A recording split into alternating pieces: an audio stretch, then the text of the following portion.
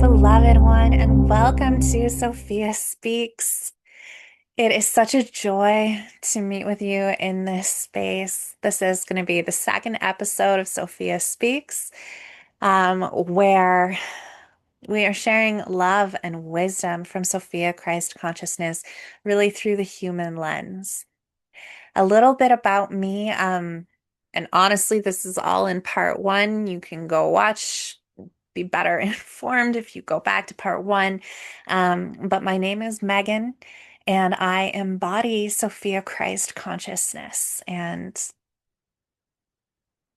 all that that entails, which is a lot to put into words. But again, part one helps, I hope. Beloved ones, I've been called to start this series to really sort of speak authentically through this perfectly imperfect human lens, this human vocal box, to share story, to share allegory, really calling in and distributing, I guess, expanding outwards the love, the divine wisdom of Sophia Christ consciousness from a place that is here and grounded in this reality and letting those frequencies expand and grow and all of the beauty. And I really feel called to do this in a way where I am meeting you here. I feel your energy. I feel your frequency. Um, Even though obviously through the constructs, the limitations of space and time, you will be watching this after I'm filming it, I still receive your presence. Please pull up with a drink that is an offer of love to your body, maybe something nice and warm, maybe something comforting. If you've been doom scrolling on your phone, may this moment find you in a moment of light and of divine presence, reminding you of your beautiful aspects, your divine truth, your phenomenal being. And yeah, I'm gonna have a sip though. Okay, so last week I shared with you the middle of the story. Actually, you know what? It's almost like the end of the story, but it was the story of Sophia coming to this human vessel. So my human name, Megan, Sophia is the creator consciousness. She goes by so many names, but in this instance, this is how she arrives. Sophia is creator consciousness, and she came into this vessel and said, I am you. I'm here to live through you, to use your body as my voice. And that was really intense and hard. And it took 5 years of amalgamation and learning to really integrate. And we're on the other side of that now, which is good. Um, I had a point I wanted to make something. Hmm, I don't know.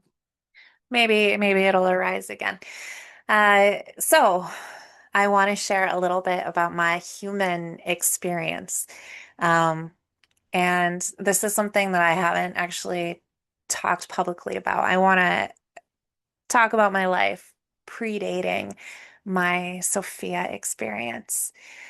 Because I think it's relevant. I think that, my heart believes that as human beings, we often feel really alone, whatever point that we're in, because we don't share enough. And perhaps people have that, and not everyone does.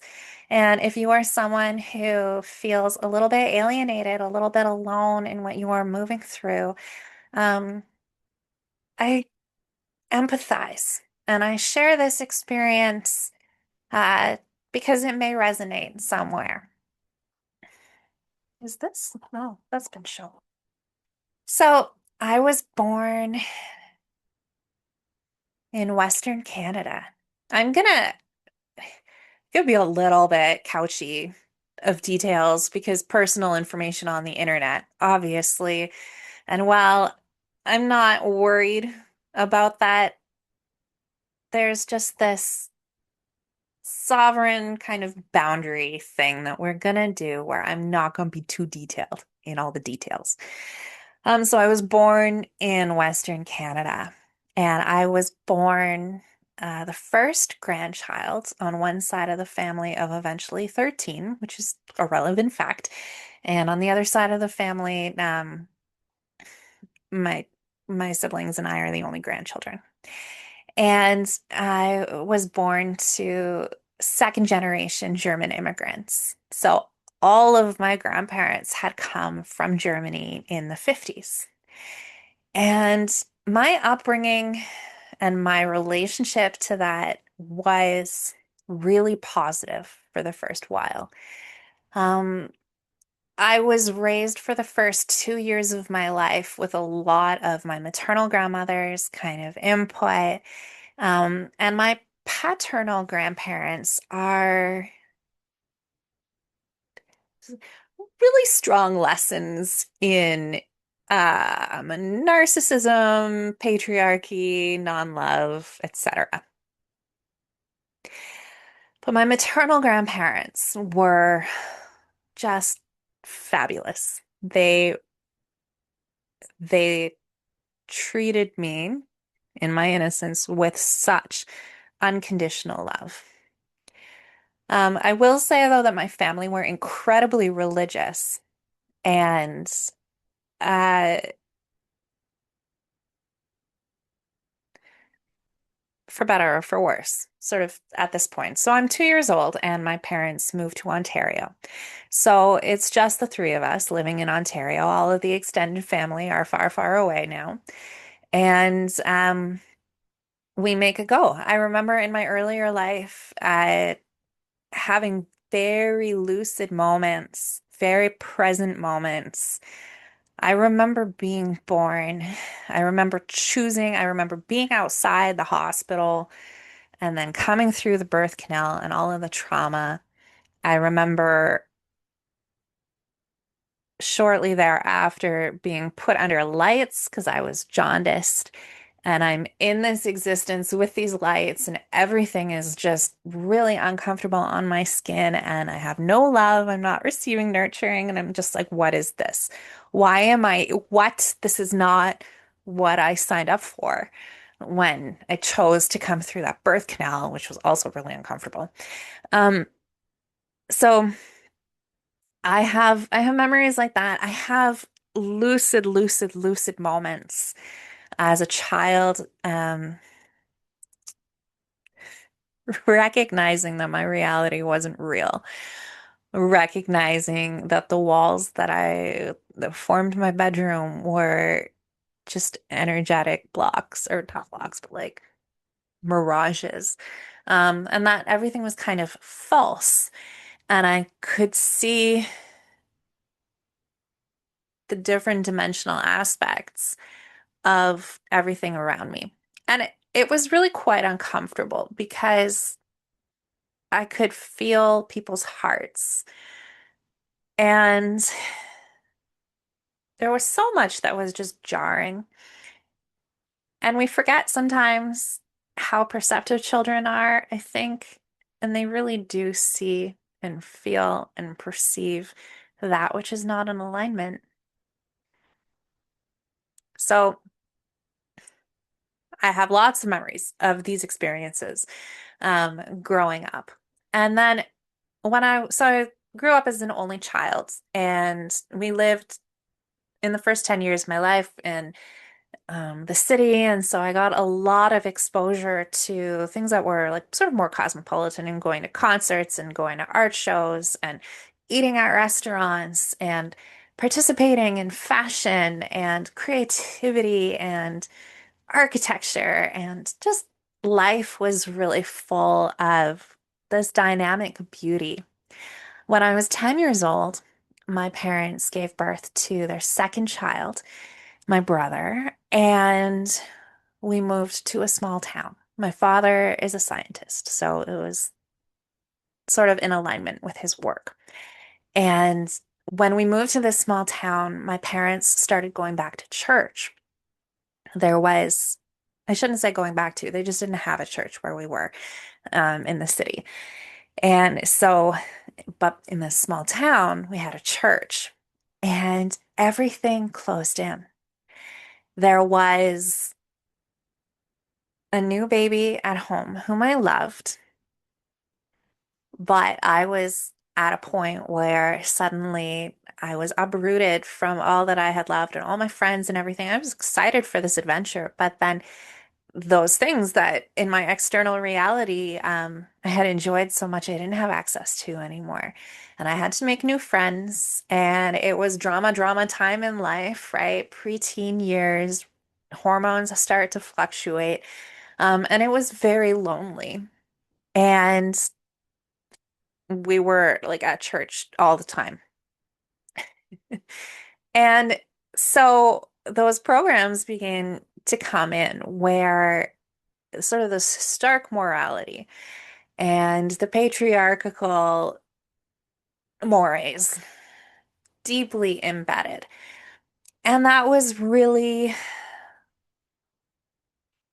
awkward, because I would have these experiences where my soul knew the truth, but I was told, no, that's not what we believe. No, that's wrong because this breaks XYZ commandment.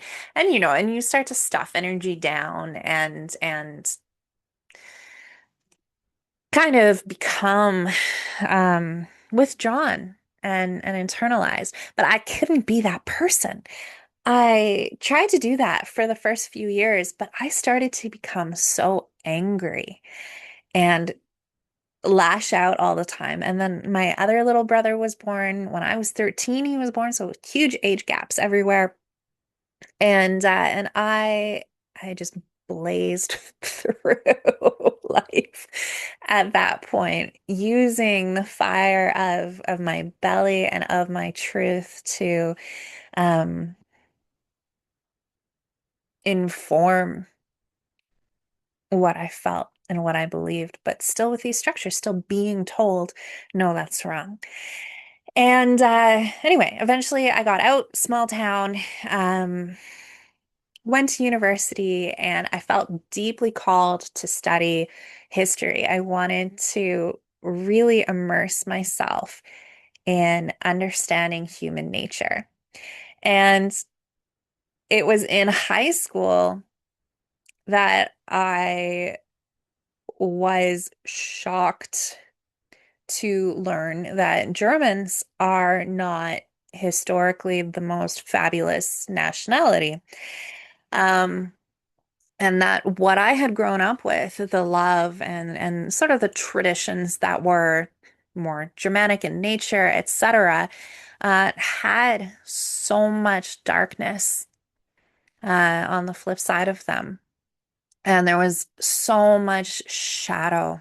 I knew from the behavior of my paternal grandparents, and they always talked about the war. It wasn't like a surprise that that there was trauma and there was ancestral issues, but the depth of those ancestral issues uh, only really surfaced for me in high school.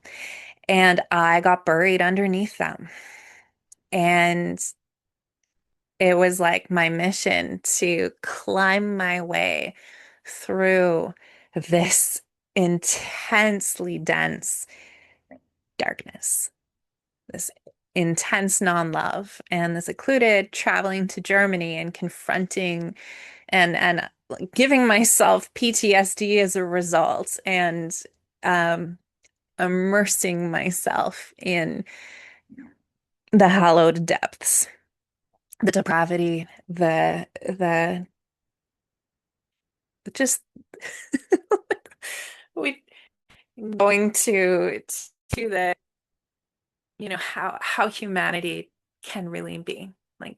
And I studied history to really parse out who are human beings, what are they capable of. Oh, what they're capable of, this is my lineage, this is my ancestry. When my family is so proud of how efficient they are, and oh, we do this because we're German, that's what they did with that stuff. And like, it was intense. And then to also be a part of a family who did not feel um how ancestry becomes part of the soul's work, how we are here to liberate and give love to our line to clear ancestral trauma. For those of us awake beings who are watching this and who can resonate with that, I don't know, have you, I want to know in the comments, have you been born into a family who will not uh, take responsibility and ownership for the collective darkness that they carry from their family line? I'm interested. I'm interested because my experience was that um, everybody was a victim, and that even those who participated and who were proud of the fact that, they had family members who participated and things like that, they don't look, they don't identify, they don't sit with and integrate and love the shadow. So that took up a lot of years of life because there was a lot to move through and a lot of work to do. And I'll say for another video, I think, but at that time, um, there was so much that was liberating as well. And I found myself in a position of leadership unwittingly. And I think that's going to be another video. Maybe I'll even just stop this here and let that be where it is. I really want to know. I want to hear from you. Where, what has that experience been like in terms of your ancestry?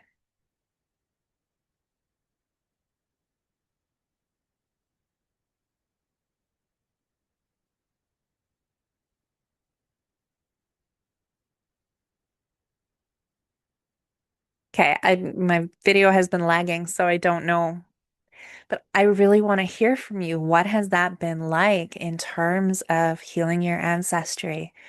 And have you felt alone in that? Have you felt alienated?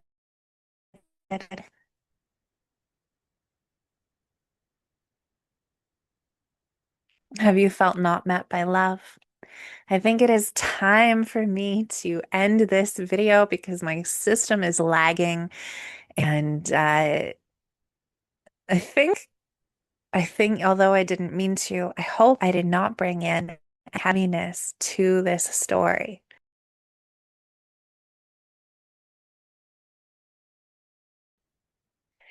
So, beloved, if you are coming to me having already watched part one, you know that in each video I want to include a quantum code to assist in the integration process from the energies that arose. And it really seems that the prevailing energy of this video has been about clearing ancestral trauma. And by doing this in a way that is gentle and a way that is loving,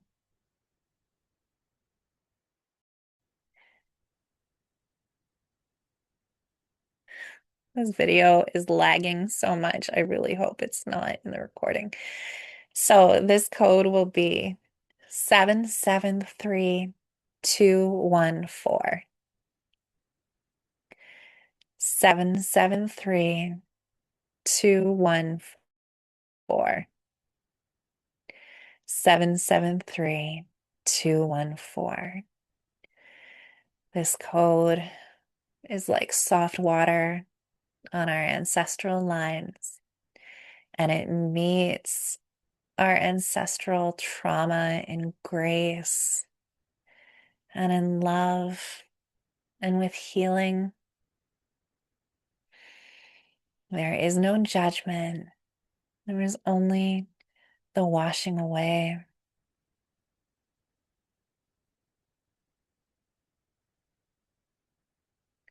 Thank you for being the one in your line to bring about this healing, to be in presence, and to be in awareness with that. You are seen and you are loved. You are appreciated. And my soul sings for joy at being able to share this with you. Thank you for receiving. and I love you.